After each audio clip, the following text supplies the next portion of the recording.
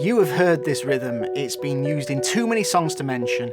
Now the rhythm itself isn't too challenging, but when I was asked about it... Okay, so before we get started today, is there anything that you want to ask me about what we covered in last week's lesson? Actually, yes. Do you know that rhythm that we covered last week? Yeah. Does it have a name?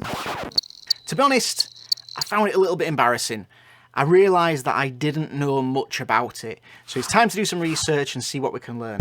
Let's get cracking. A repeated melody line like this is called an ostinato, but I'm more interested in the rhythm that is used in this ostinato. I'm going to start by trying to find an easy answer, so I'm going to ask the most knowledgeable musician that I know if there is anything that he could tell me about this rhythm, what it's called, where it comes from, anything. Hi Toddy, I hope you are well.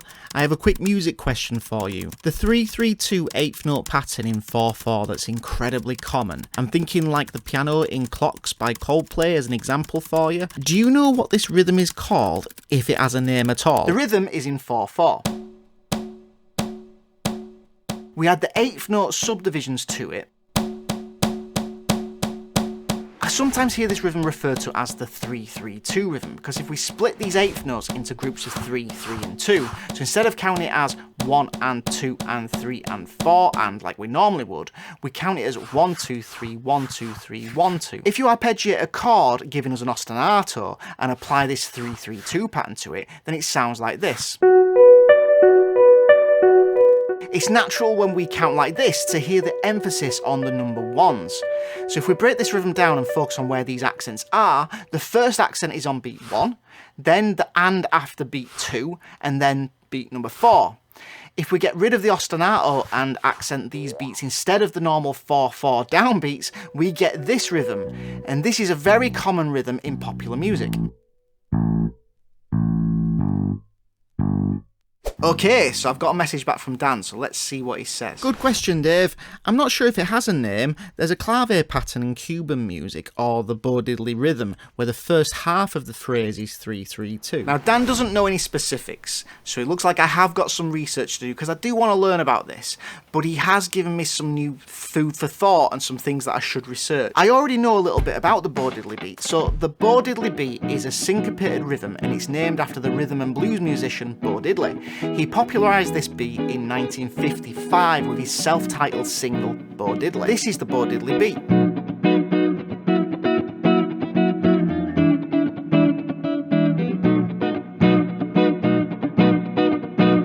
If we separate this rhythm into 2 bars, then we get the accents that we're looking for in the first bar. So that's beat number 1, the and after beat 2, and beat number 4.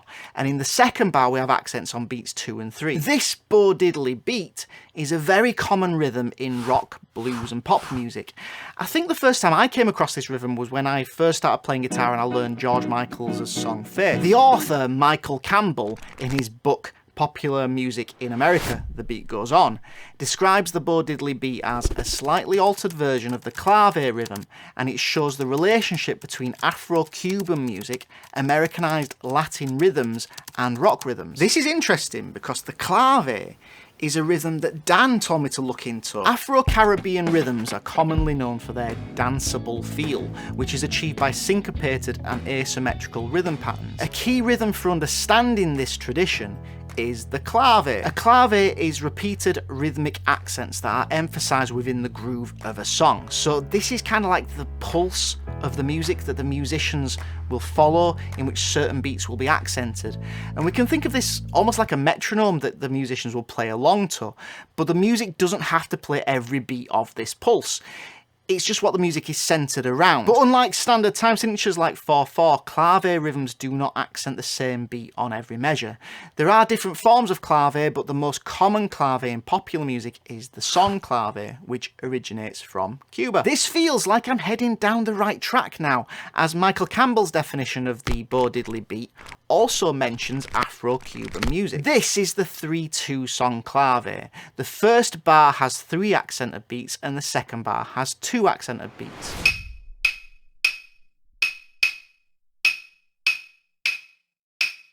This 3/2 song clave sounds exactly like the Bo Diddley beat to me. It has the accents for the first bar on beats 1, the and after 2 and the 4, and in the second bar it has the accents on 2 and 3. Now this is interesting, but the rhythm that I'm looking for can't be a clave, because a clave needs to be a syncopated rhythm that goes across multiple bars. Okay, so check this out. When looking further into Cuba music, I've obviously come across the Habanera, which was the first dance music from Cuba to be exported all over the world. The Habanera was written based on a rhythmic motif from Africa called a tresillo. Tresillo is a Spanish word meaning triplet.